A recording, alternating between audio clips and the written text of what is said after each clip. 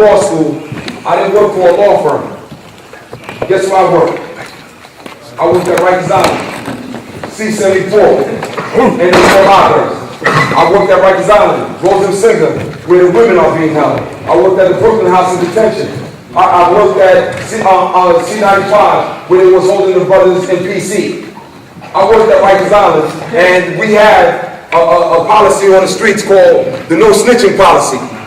However, as an attorney, what was interesting to me was that although this was a policy called no snitching on the streets, but guess what? 90% of the people that were in Rikers Island, they were snitching. Right. And guess who they snitched on the most? They snitched on themselves the most. They snitched on themselves because when they were stopped or when they were frisked, they didn't know what to say, how to say, or when to say. A lot of times I looked at their court papers. There was a shooting on Beach 57th Street. How did you know there was a shooting on Beach 57th Street? I thought you weren't there.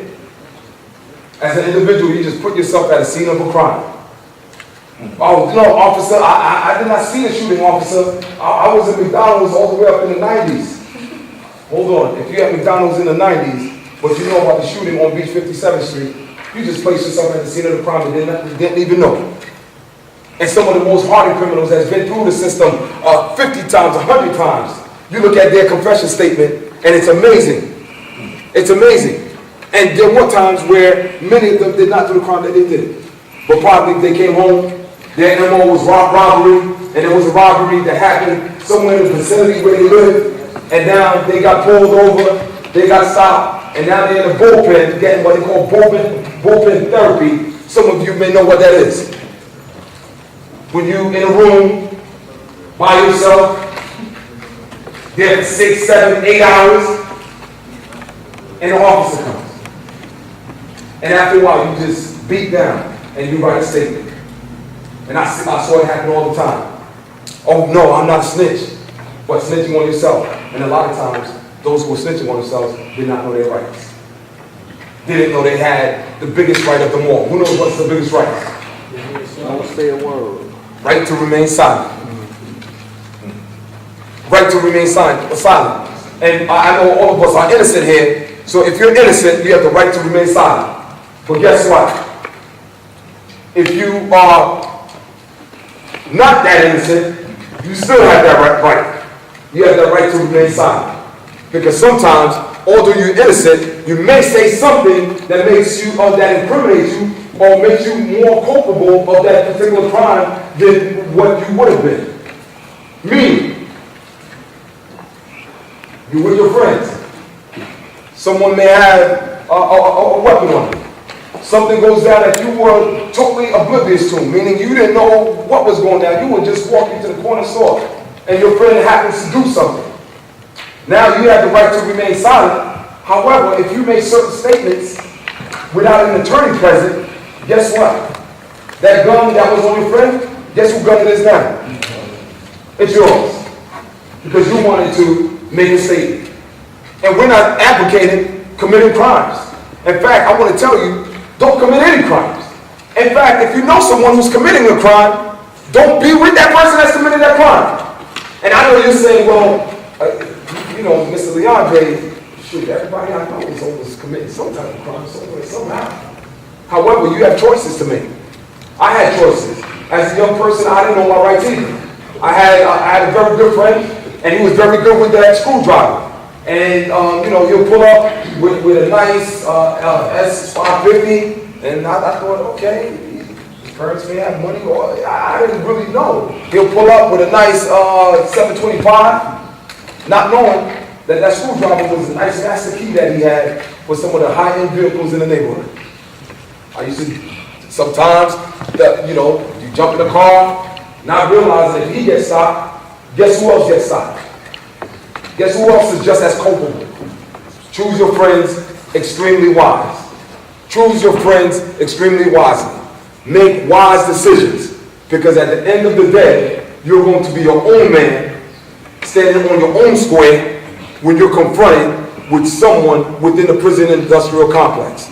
We're going to go through a quick role play, and I want to volunteer. someone, and there's no right or no wrong in terms of the stop and frisk. But Mr. Lorenzo Steele is going to do some role playing, and you're going to serve as just a young man in the community who's just walking down the street, and we're going to go through a little stop and a little frisk and analyze that particular engagement and see how that engagement could have been diffused or how that engagement could have turned out the way that it should have turned out. So do we have any volunteers here?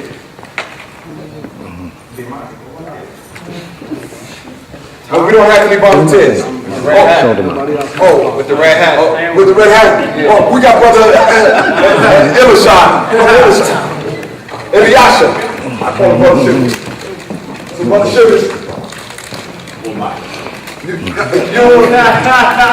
You're one of the few officers that don't do right there. Yeah, one of the few.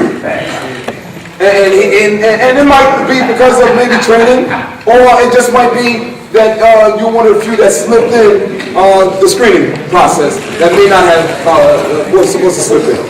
But it was. Back up a little bit, man. This is you? Yeah, that's me. Whew, this is a bad picture. You know what? Turn around. Let me. I want to search you. For what you want to search me for? Cause I want to search you. Do you have a problem with that? What did I do? I want to search you. What's the purpose you want to search me? Let me tell you one more time. So I want to search you.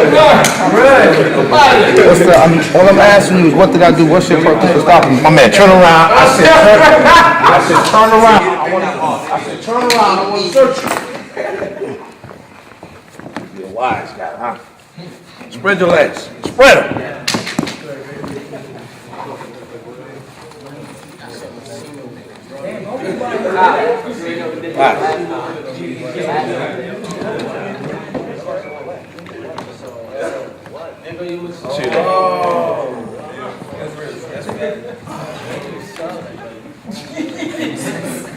Thank you, officer. Thank you, brother Sugar.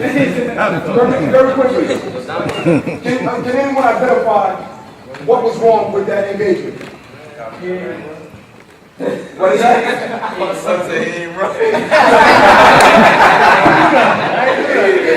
The comment was, that cop ain't real. That means that you get better treatment than that, I would assume.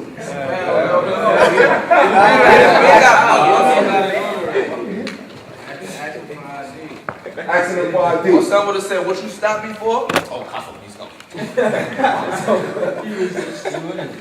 But you know what? You do have a right to ask, officer, why are you stopping? You can ask that question. Just stay in the rock for like a month, boy. No, listen. Whether you're on the rock or not, let me make it real clear. Hold on, hey, Jack, hold on. Hold on 1 second. It gets worse than what I just did.